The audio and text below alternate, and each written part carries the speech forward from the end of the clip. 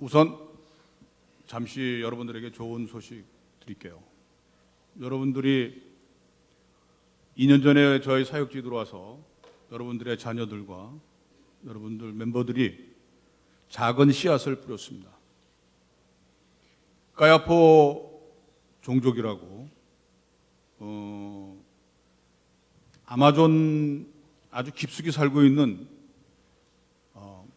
예수를 모르는 부족, 우리 한국말로 하면은 미전도 종족 중에 하나인 까야포족에게 이들이 복음을 심었습니다.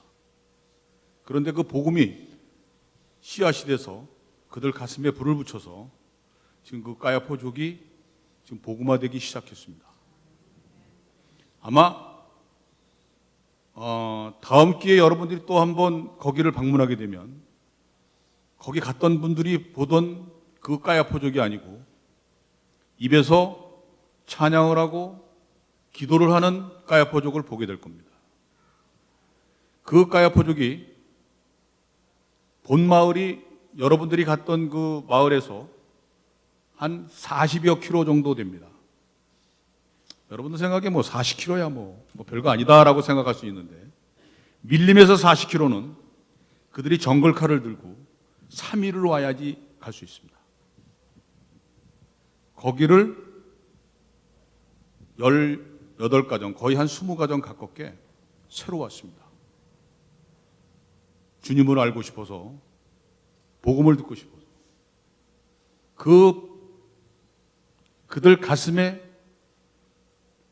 불을 지른 사람들이 바로 여러분들의 자녀고 여러분들의 멤버입니다. 저는 이 자리에 앉으신 여러분들이 더 많이 하나님 나라를 넓혀가는, 자기들 힘으로 복음을 받아들일 수 없고 자기들 힘으로 예수를 알 수 없는 사람들에게 가서 그들 가슴에 불을 지피시기를 간절히 원합니다. 그런데요, 거기 가는 사람들 대단한 사람들 아닙니다. 다 여러분들하고 똑같은 사람들이에요. 여러분들하고 웃고 떠들고 어떨 땐 미워하고 질투하고 그리고 부대끼면서 사는 사람들입니다. 그런 사람들이 가서 그들 가슴에, 예수를 모르는 가슴에 불을 지핍니다. 이게 하나님의 능력이에요. 하나님이 하시지 않으면 안 되는 겁니다. 바로 오늘 여러분들이 읽으신 성경 본문 말씀이 이와 똑같은 맥락을 가지고 오늘 여러분들과 저와 함께 이 말씀을 나누고자 합니다. 애굽에서 출애굽한 모세와 그 이스라엘 백성들이 하나님의 계명을 받고 시내산을 떠나 가나안에 근접한 바란 광야에 진을 친 후 가나안 땅을 정탐할 12명의 정찰대원을 파견하게 됩니다. 이 12명의 정찰대원들이 가나안을 정찰하고 돌아와서는 여러분들이 너무나 잘 아는 여호수아와 갈렙을 제외한 모든 사람들이 거기는 불가능하다, 거긴 정복할 수 없다 하고 보고합니다. 왜? 그들이 본 것은 그 땅에 사는 족속들이 아낙 족속이었습니다. 아낙 족속은 자이언트, 거인입니다. 거인 족속이에요. 그리고 그들이 살고 있는 집은 돌로 만든, 석벽으로 만든 성들이었습니다. 그럼에도 불구하고 여호수아와 갈렙은 아무리 조건이 나쁘다 하도 하나님과 함께라면, 하나님이 우리와 함께 하신다면 기름지고 비옥한 땅을 우리는 정복할 수 있다. 우리에겐 선택의 여지가 없지 않느냐? 가나안에 못 들어가면 이 광야에서 그냥 죽을 수밖에 없는 우리들인데 그럼 이대로 죽을 것인가? 우리를 애굽에서 인도해내신 하나님을 믿고 하나님을 거역하지 아니하면 우리는 그 땅에 들어갈 수 있다고 여호수아는 외칩니다. 자, 이 정찰병 사건과 모세가 죽은 후에 이스라엘 백성을 거느리고 요단을 건너 가나안 땅을 수없이 많은 전투를 치르며 가나안 땅을 정복한 그 여호수아의 이미지 때문에 그리고 또 마지막으로 그가 죽기 전에 온 백성의 지도자로서 그 모든 일들을 성공적으로 마치고 죽음에 임박해서 하나님께 반역하는 모든 백성들을 모아놓고 우리가 너무나도 잘 아는 세겜에서 마지막 유언, 나와 내 가족은 여호와를 섬기겠다. 너희들은 어찌할 것인가? 이렇게 해서 갈팡질팡하던 이스라엘의 백성들, 다시 심기일전에서 여호와 하나님을 섬기겠노라 결심하게끔 만들고 고백하게 만드는 그 장렬하고도 강하기 그지없는 사람으로 우리에게 기억되는 것이 여호수아입니다. 우리는 이 여호수아를 생각할 때마다 이런 결론으로 말미암아 여호수아를 과대평가하게 됩니다. 하긴 이 여호수아뿐만이 아니고요, 성경에 나오는 많은 우리의 믿음의 선배들, 모세, 갈렙, 이 수많은 사람들을 우리는 그들은 뭔가 달라도 우리와는 다를 것이다 라는 그런 느낌을 우리는 갖고 있습니다. 왜? 성경 속에 나온 사람들이니까. 예? 우리와 똑같다고 생각은 안 한다.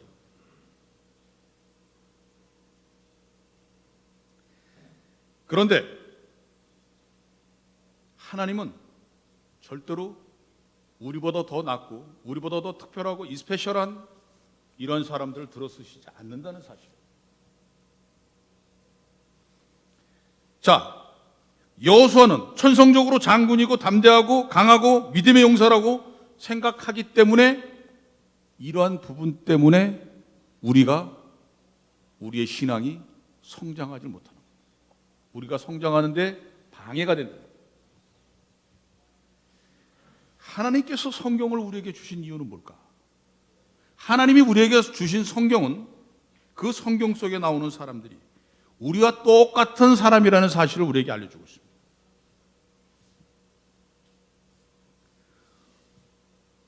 여기도 아파트 대단지 질 때 모델하우스 짓나요?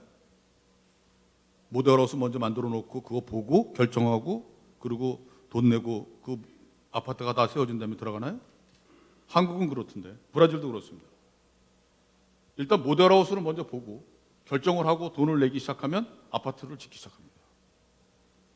여긴 좀 다른가요? 그렇다고 치고요. 어찌됐건 중요한 거는 말이죠, 바로 이 모델하우스, 성경 속에 나오는 인물들은 바로 모델하우스 속에 있는 사람들. 우리가 그 모델하우스를 보고 내가 살 집을 결정하듯이 우리가 성경 속에 사는 그 성경 속에 나온 사람들의 삶을 보고 내 삶을 결정합니다. 나는 모세와 같이 살 것이다. 나는 갈렙처럼 살 것이다. 모델 케이스예요. 자, 그런데 그 사람들이, 성경에 나오는 사람들이 우리와 다르다고 생각하면 앞으로 우리들의 삶은 참 힘들다는 거예요. 신발 벗고 쫓아가도 못 쫓아갈 정도면 우리 믿을 근거가 없어지는 거예요. 안 그래요, 여러분?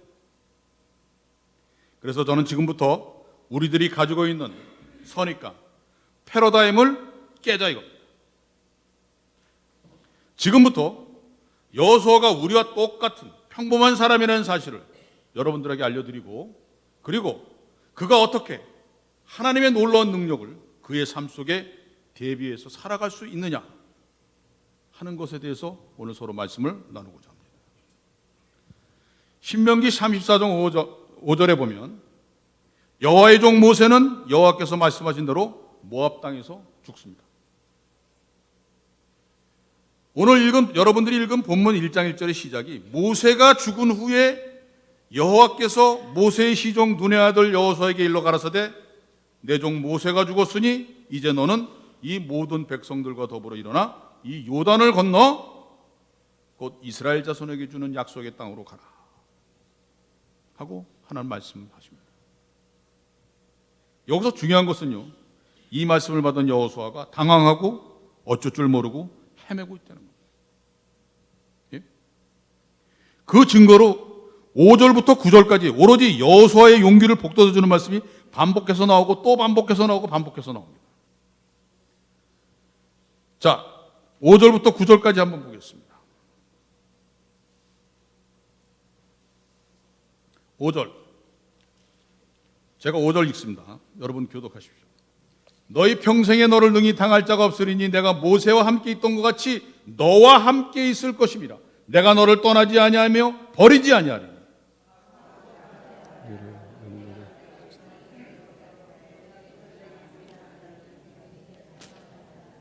오직 너는 마음을 강하게 하고 극히 담대히 하여 나의 종 모세가 내게 명한 율법을 다 지켜 행하고 좌로나 우로나 치우치지 말라. 그리하면 어디가 들어가든지 형통하리니.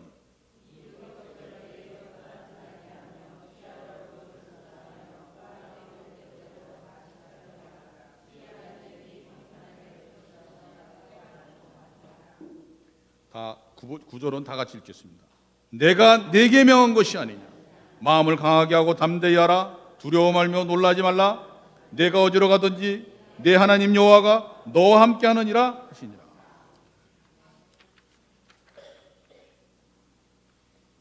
어떻습니까? 그런데 이게 여호수아에서부터 시작된 것이 아니고요, 신명기부터 시작했습니다.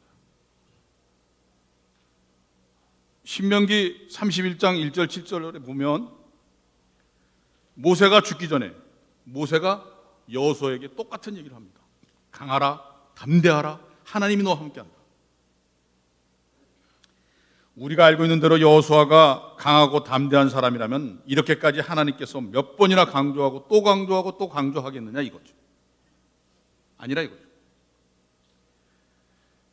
여호수아를 훈련시키고 단련시키는 거예요. 자, 성경이 제시하고 있는 상황적 근거를 가지고 우리의 정당한 상상력을 동원해서 저와 여러분이 파헤쳐 보겠습니다. 여호수아는 처음부터 장군이었나요? 아니죠. 모세의 시종이었습니다. 그는 모세라는 지도자 밑에서 군대 용어로 말하면 당번입니다. 근데 이 당번을 한국말로 한국 군대 나온 사람 있어요? 따까리라고 합니다. 따까리. 잘 모르시죠? 근데 한국 군대에서는 당번을 따까리라고 해요. 즉 장군이 아니고 따까리였습니다. 모세의 당번병으로 잔심부름을 하고 있었습니다. 애굽에서 나온 후 광야에서 모세는 종종 산으로 올라가 하나님을 만나고 명령을 받고 내려옵니다. 그런데 여기서 알고 있는 것은 올라가는 사실만 알지 언제 내려올지는 모세가 내려와야지 알아요. 아무도 몰라요. 한 번은 우리가 잘 아는 십계명을 받으러 시내산에 올라갔을 때 40일 동안 내려오지 않아서 이스라엘 백성들이 모세가 다 죽었다고 생각하고 금송아지를 만들어서 우상 숭배를 합니다. 그리고 타락해요. 이 시내산 얘기가 나왔으니까 하는 얘기인데, 여러분 시내산 갔다 오신 분 있으십니까? 성지순례 안 가셨어요? 목사님 여기서는 성지순례 잘 안 갑니까? 네?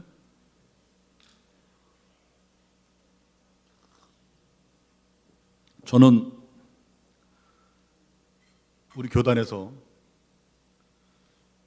제일 멀리 있는 오지에 있는 선교사라고, 불쌍하다고 우리 총회장님이 저 인간 데려다가 성지순례 좀 시켜라 그래서 제가 성지순례를 갔다 왔습니다. 애굽이라고 칭하는 이집트로부터 시작해서 이스라엘, 나중엔 저기 터키까지, 갑바도기아까지 이렇게 통해서 왔는데 시내산에 올라갔습니다. 근데 이제 이놈의 산이 얼마나 높은지 새벽 2시에 깨워요. 호텔에서 새벽 2시에 깨워서 이제 저를 올려보내는데, 다 이제 호텔 앞에서 서가지고 이제 올라갈 준비를 하고 있는데 가이드가 이렇게 오더니 저를 아래 위로 이렇게 훑어봐요. 그러더니 한다는 소리가, 파스토는 걸어서 못 갑니다. 뭔 소리야? 그랬더니 무거워서 안 돼요. 그럼 어떻게 해? 그랬더니 낙타를 타고 가셔야 됩니다. 그래서 낙타를 탔습니다. 근데 제가 보기에도 그 낙타가 좀 불쌍했어요. 왜냐하면 제가 무게가 많이 나가서. 근데 그 낙타를 타고 5시간 올라왔어요. 5시간. 올라가는 데는 깜깜하고 아무것도 안 보였습니다. 정말. 5시간 정도 걸려서 산 꼭대기에 올라가서 딱 정상에 섰는데 해가 떠오르기 시작했습니다. 전 그렇게 큰 해는 처음 봤습니다. 그 장엄하게 떠오르는 해가 주위의 사물을 비추기 시작하는데 시내산이 드러나기 시작했습니다. 근데 그 시내산이 새빨간 바위예요. 풀 한 폭이 없는, 푸른색, 그린색이라고는 전혀 없는 새빨간 바위산이었습니다. 그 새빨간 바위산이 햇빛을 받아서 빨갛게 물들면서 올라오는 겁니다. 정말 장엄했습니다. 그런데 갑자기 구름이 끼기 시작합니다. 구름이 쫙 끼더니 밑에가 하나도 안 보여요. 제가 그러면서 그것을 보면서 이스라엘 백성들이 쳐다보면, 시내산을 쳐다보면, 정성을 쳐다보면 구름밖에 안 보여요. 산꼭대기가 안 보입니다. 그러니까 당연히 모세가 죽었다고 생각하고 40일 동안 안 내려오니까 거기 먹을 거 아무것도 없어요. 진짜 바위덩어리밖에 없어요. 근데 요즘에는 있어요. 저희들 올라가니까 텐트가 몇 개 있더라고요. 그래서 거기 뭐 하는지 몰랐습니다. 그러니까 거기 올라가서 보니까 무지 추워요. 엄청 추워요. 그러더니 그걸 다 일출을 보고 다 그 천막 속으로 집어넣더라고요. 거기서 몸을 녹이라고. 세상에 그 안에 뭐가 있는지 아세요? 따끈따끈한 컵라면, 신라면이 있었어요. 한국 여행사가 얼마나 장사 속이 기가 막힌지 그 한국 컵라면, 신라면을 갖다 따끈따끈한 물을 끓여서 다 준비해놨어요. 그 컵라면을 들고 나와서 시내산을 바라보면서 먹는 컵라면 맛은 정말 죽였습니다. 여러분들 경험해 보시기 바랍니다. 자, 그 얘기하다가 내려간 게 아니고 좌우지간 모세가 종종 올라갔다가 느닷없이 내려오곤 했습니다. 모세가 죽기 전 마지막으로 올라간 요단강 가까이 있는 비스가산에 올라갈 때도 평소처럼 그냥 오르락 내리락 하는 하나의 사건으로밖에 기억되지 않았고 모세가 그렇게 쉽게 죽으리라고는 상상도 못했습니다. 그 이유는 신명기 34장 7절에 보면 모세의 죽을 때 나이가 120세나 그 눈은 흐리지 아니하였고 기력이 쇠하지 아니하였더라. 그가 나이 120세였으나 눈도 흐리지 않고 기력도 쇠하지 않았다는 거예요. 강한 채로 올라갔기 때문에 죽을 것이라고는 상상도 안 했을 거고 여호수아 입장에서는 이스라엘 민족을 출애굽시킨 여호와의 종이요 하나님의 위대한 사자가 백성을 이끌고 가나안에 들어가서 가나안 정복을 시작할 거라고 당연히 생각하고 있었다는 얘기예요. 그런데 이제 눈앞에 요단이 보입니다. 요단을 건너가면 되는데 가나안 땅에 들어가면 되는데 이 중요한 순간에 하나님께서 모세를 거두어 갈 것이라고는 상상도 못했는데 이 상상도 못한 일이 벌어진 겁니다.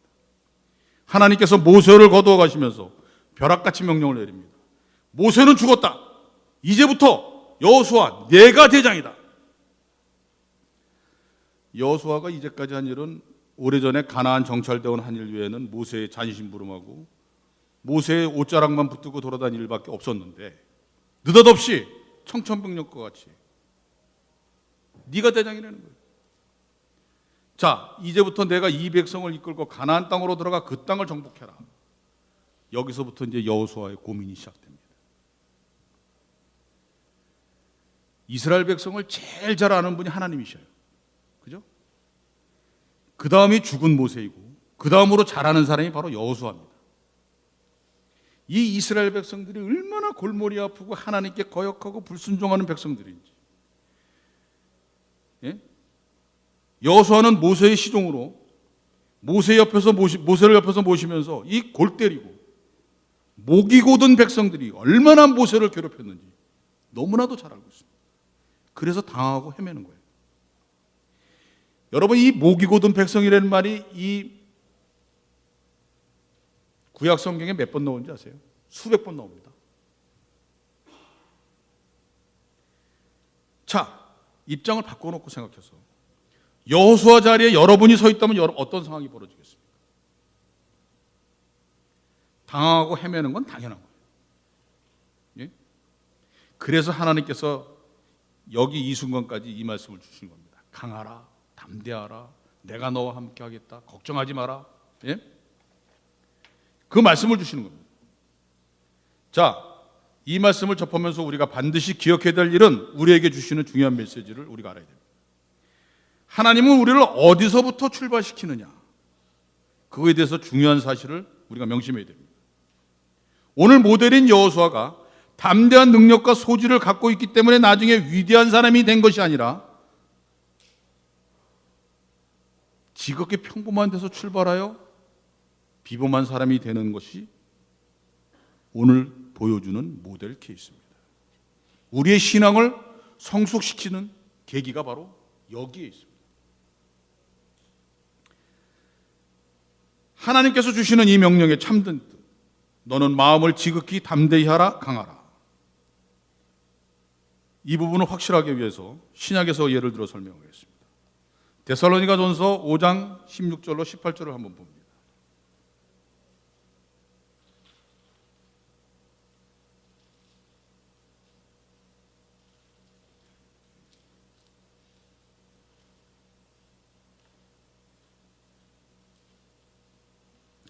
(5장) 16절, 17절, 18절에 보니까 16절에 항상 기뻐하라, 쉬지 말고 기도하라, 범사에 감사하라. 이는 그리스도 예수 안에서 너희를 향하신 하나님의 뜻이니라.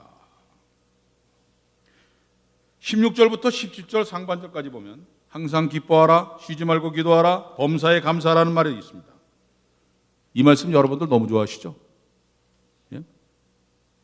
왜 좋아하냐면 이 구절들이 너무 적극적이고 우리한테 너무 아름다운 구절이기 때문입니다. 기뻐하라. 예? 그 기뻐하라는 단어는 축복으로 알고 기뻐합니다. 그러나 기뻐하는 것만이 신앙이 아니라는 거죠. 하나님이 기뻐하라고 했으니 나는 기뻐한다. 이것을 신앙으로 오해하기 시작하면 성경에는 말이 되지 않는 부분이 너무 많다는 거예요. 항상 기뻐하라, 쉬지 말고 기도하라, 범사에 감사하라고 끝나지 않고 이는 그리스도 예수 안에서 너희를 향하신 하나님의 뜻이니라. 이 말을 놓치면 앞구절은 다 죽은 구절이 되어버립니다.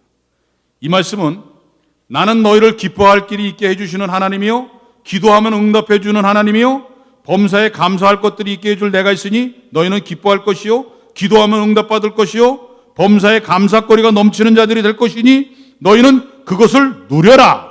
이 뜻이에요. 우리가 필요성과 절실함이 신앙의 대상이 되어서는 안 된다는 것을 말하고 있습니다. 내가 필요한 것이 얼마나 절실한 것인가, 이게 믿음의 내용이 되거나 대상이 되어서는 안 된다는 얘기예요. 믿음이란 소원의 대상이 아니다 이거예요. 내가 소원하고 있는 것이 얼마나 간절하고 얼마나 절실한데 라고 들먹이기 시작한다면 신앙이 아니라는 거죠. 그것은 믿음이 아니고 소원입니다. 소망이라고 할 수 있습니다. 그러면 신앙이란, 믿음이란 내가 소원한 것이 이루어질 근거를 가지고 있어야 돼요. 근거. 내가 이런 소원을 갖고 있는데 이 소원이 이루어질 것을 믿는다. 왜냐하면 내가 소원하니까. 이건 믿음이 아니라는 겁니다. 우리들은 하나님의 약속에 모든 것을 두는 행위를 가져야 돼요. 어떤 것이 이루어질 것을 내가 믿는 것은 하나님이 이것을 약속하셨기 때문이다. 하나님이 약속한 것이 이루어질 것을 믿는 것은 하나님은 전능하시며 신실하시기 때문이다. 이것이 바로 믿음의 근거예요.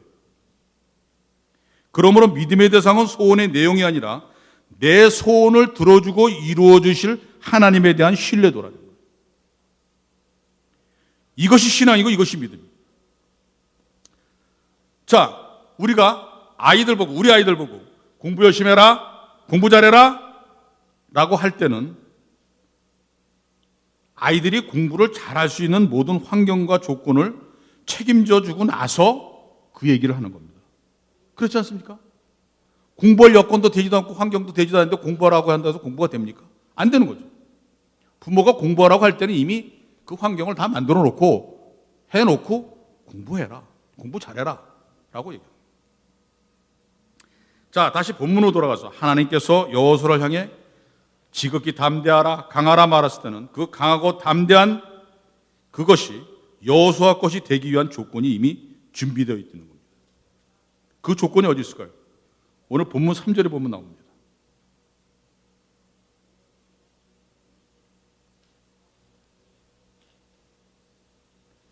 자, 본문 3절에 보면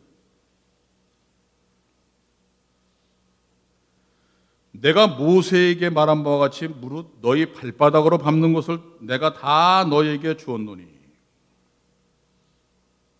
분명한 조건을 제시하고 있어요. 여러분들 잘 아셔야 합니다. 발바닥으로 밟는 것만 주시겠다고 하셨지 신발로 밟는 것은 주지 않겠다는 조건입니다. 예? 근데 왜 하필이면 맨발바닥이다 이거예요. 예? 여기에 하나님의 중요한 메시지가 됐습니다. 여호수아는 맨발입니까? 여호수아 5장 13절로 15절을 보겠습니다.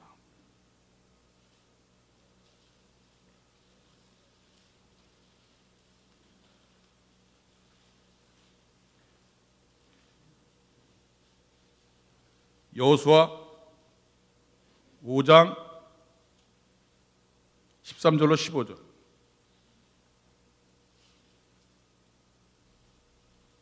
다 찾으셨습니까? 다 찾으셨으면 교독하겠습니다. 제가 먼저 읽습니다. 여호수아가 여리고에 가까웠을 때 눈을 들어본 적 한 사람이 칼을 빼어 손에 들고 마주 섰는지라. 여호수아가 나가서 그에게 묻되 너는 우리를 위하여 우리를 대적을 위하느냐?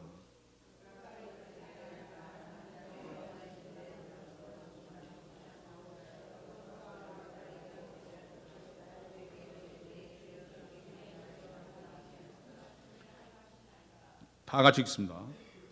여호와의 군대 장관이 여호수아에게 이르되 내 발에서 신을 벗으라. 내가 선 곳은 거룩하니라. 여호수아가 그대로 행하니라. 제가 왜 5장부터 보냐면 1장, 3장, 4장, 5장에 걸쳐서 이 맨발바닥 사건이 계속해서 이어집니다. 그런데 가장 중요한 부분이 바로 이 5장이에요. 15절 마지막 절에 신을 벗어라. 맨발바닥으로 서라. 여호수아에서 가장 재밌는 부분이 이 발바닥 사건입니다. 맨발바닥으로 밟는 것만 주시겠다고 하시고 이것을 조건으로 해서 강하고 담대하라고 합니다.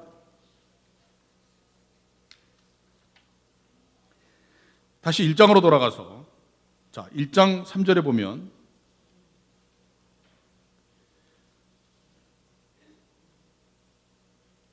이 1장 3절에 그 사건이 어떤 사건의 전초전입니까? 즉 요단강을 앞에 놓고 요단강을 건너려고 하는 요단강 도하 직전의 예고편이 1장입니다. 가나안 땅으로 들어가기 위해서 제일 먼저 나타나는 관문이 요단강입니다. 그런데 이게 문제가 있어요. 3장 15절에 보니까 여호수아서 3장 15절에 보니까 요단이 모맥을 거두는 시기에는 항상 언덕에 넘치더라. 이스라엘 백성들이 건너려고 하는 때가 하필이면 이 요단강이 1년 중에 가장 폭넓고 깊은 때, 즉 장마철이라는 얘기입니다. 예? 제가 요단을 가봤는데 그 이스라엘 백성들이 건너는 그 요단강 그 강가가요, 다른 데는 저 상류 쪽으로 올라가면 굉장히 좁아요. 개울 같아요. 주로 우리 한국 사람들이 가서 세례받고 물 떠다가 요단강 물 떠다가 한국 와가지고 이게 요단강 물이라고 세례 주는 물들이 다 저 위에 상류에서 받은 겁니다. 그런데 이스라엘 백성이 건너는 그 요단강은 강이 아니라 바다예요. 엄청 넓어요. 여러분들 알고 있는 그 우리나라 한강 아시죠? 한강만 해요. 그 부분만. 근데 이게 장마철이라는 얘기예요.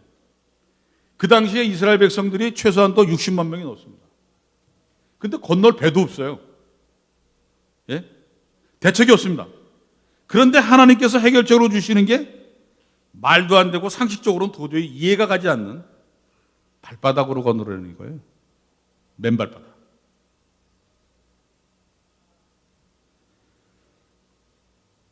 맨발바닥으로 요단물을 밟으라. 그 결과가 어떻게 됩니까? 예?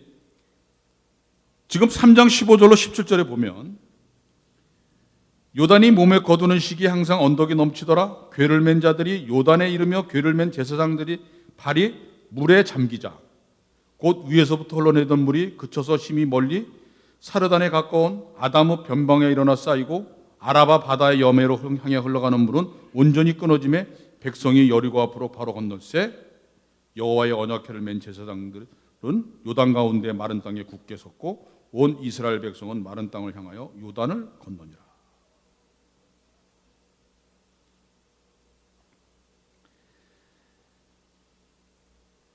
결과는 어떻습니까? 홍해 바다를 다시 걸르는 그 사건이 또 일어납니다. 왜 일어났을까요? 지금 여러분들이 보고 있는 이스라엘 백성들은 애굽에서 나와서 그 애굽에서 나온 모든 사람들은 다 죽었습니다. 광야에서. 그리고 그 애굽의 그 홍해 사건, 그것을 잘 기억하지 못하는 어린아이들이 자라서 성인이 돼서 지금 요단을 향해 들어가는 거예요.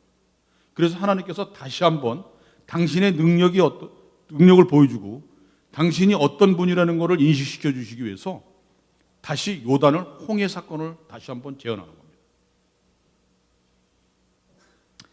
자, 마른 강바닥에 언약궤를 맨 제사장들이 굳게 서 있고 온 이스라엘 백성들이 마른 땅으로 변한 강바닥을 건너서 요단의 건너편을 모두 다 건넜습니다. 그런데 여기서 그냥 끝나는 것이 아니라 4장 18절에 보면 하나님은 끝까지 발바닥으로 요단강 건너기 작전을 마무리 짓고 계십니다. 4장 18절에 보니까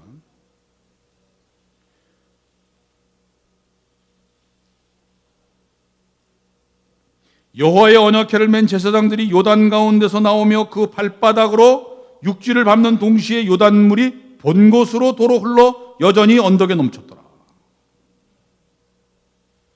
언약궤를 맨 제사장들이 요단 가운데 나오면서 그 발바닥으로 육지를 밟는 동시에 요단물이 다시 흐르기 시작했다.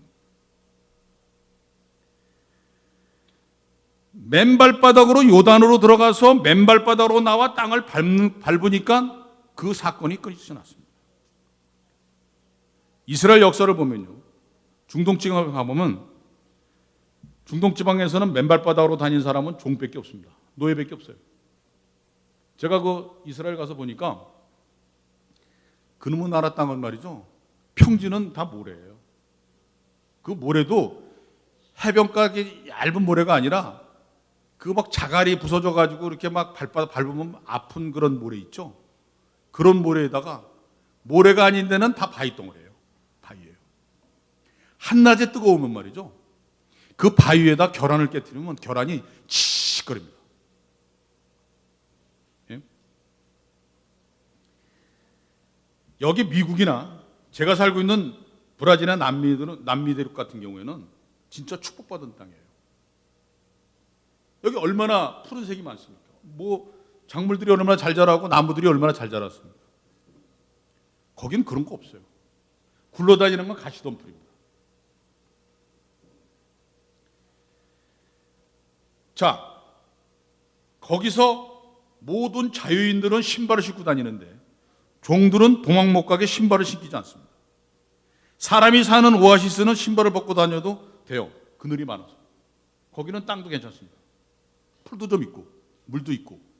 그런데 오아시스 밖을 딱 나서는 순간 맨발로 나갔다간 죽어요. 지금은 없어졌지만 제가 81년도에 제가 사우디아라비아에 가서 근무했습니다.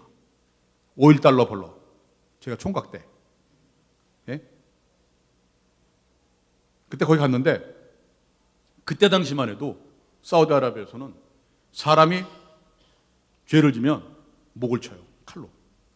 그리고 가늠한 여자들은 사막에다 갖다 버립니다. 그러니까 그 자동차도 못 들어가고 낙타가 들어갈 수밖에 없는 사막이 있습니다. 자동차가 절대 들어갈 수 없는 그 흐르는 사막이 있어요.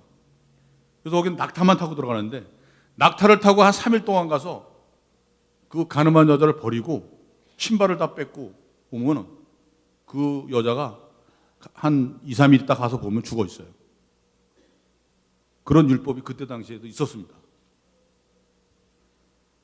자, 그러한 데인데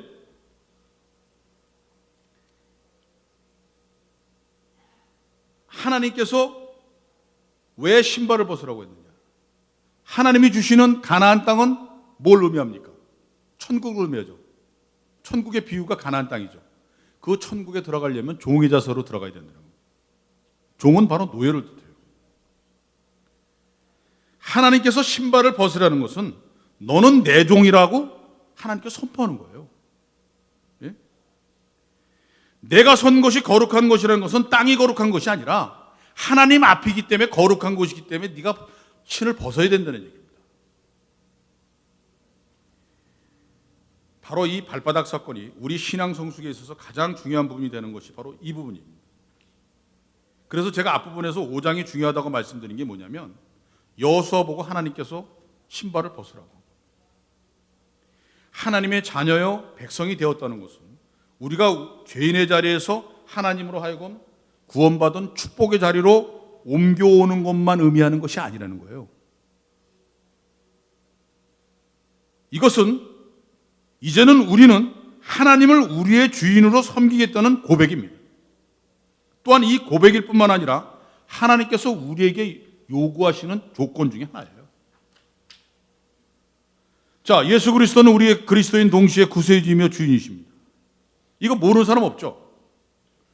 그런데 우리들은 축복 얻고 구원 얻었다는 사실만 만족하고 있지 하나님의 종으로 들어섰다는 사실은 잘 인식은 안 하려고 그래요. 여호수아가 여리고에 이르렀을 때 하나님의 군대 장관이 여호수아에게 나타나 모세에게 했던 같은 방법으로 여호수아에게 명령합니다. 그죠? 그래서 여리고성 점령 작전이 시작이 됩니다. 근데 여리고성은 어떻게 무너졌습니까? 어떻게 무너졌을까요? 여러분들이 너무나 잘 아는 이스라엘 백성들은 성을 그저 하나님이 시키는 대로 매일 하루에 한 바퀴씩 돌고 마지막 7일째는 나팔 불고 7번 돈 것밖에 없는데 성이 무너져 내리고 여리고성을 점령했습니다. 인간이 한 일이라는 건 오로지 하나님이 시키는 대로 한 것밖에 없어요.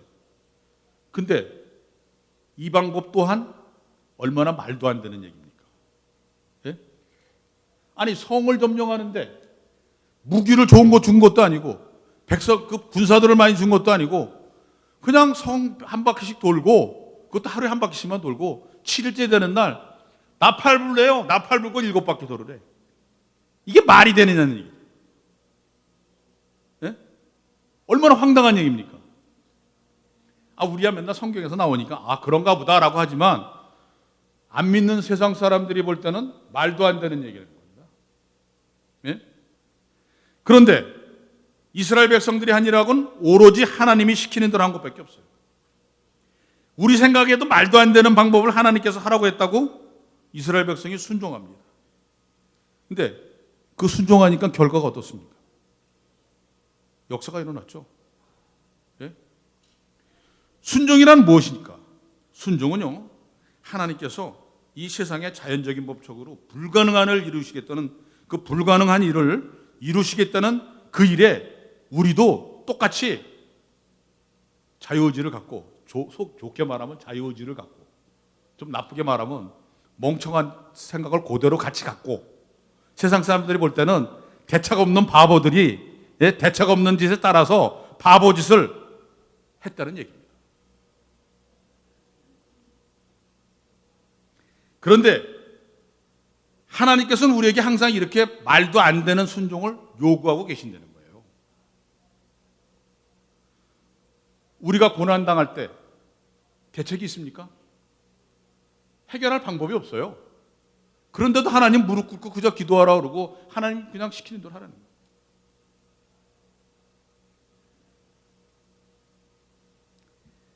그런데 우리가 여기서 알아야 될 것은요, 일과 되어지는 모든 것들은 우리가 하는 것이 아니라 하나님께서 만들어 가신다는 겁니다. 예? 여리고성은 가나안 땅의 첫 열매였습니다. 가나안 정복의 첫 열매가 여리고성이었어요. 앞으로 가나안을 어떻게 해결해 나갈 것인가 그 삶의 모습을 너희들이 하나님께 어떻게 순종할 것인가에 대해서 하나님이 그 이스라엘 백성에게 제시한 그 모델이었어요. 자, 하나님의 대책 없는 그 요구에 순종하니까 어떻게 됐습니까? 승리합니다. 여리고성이 무너져요.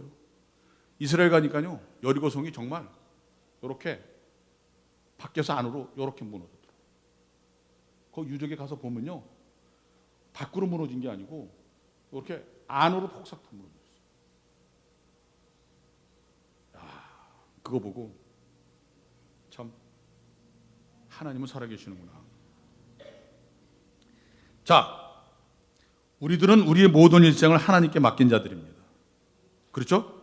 그러면 우리는 영적인 차원에서 하나님의 군사입니다. 맞죠? 예. 우리에게 명령을 내리는 명령권자는 누굽니까? 하나님이셔요. 군사란 명령 하나에 내 인생과 삶을 몽땅 맡긴 사람들이 군사입니다. 자, 여기 군인들 많으시죠? 예? 다 군대하고 연관된 사람들 다 대부분이죠. 그죠? 그런데 군대는 뭡니까? 명령 내리는 명령권자가 있어요. 그 명령을 받았으면 어떻게 됩니까? 죽어도 그 명령 수행해야 됩니다. 아니, 군대에서 돌격 앞으로 했는데 저기 너무 많어. 저기 적군이 너무 많아. 나 돌격 앞으로 못해. 다 도망갑니다. 그럼 그 중공군 군대예요. 전쟁에서 이길 수가 없는 겁니다. 그죠? 군사는 명령을 받았으면 그 명령을 철저하게 이행해야지 전쟁에서 승리할 수 있는 겁니다. 자, 우리의 인생을 점검해 봅시다.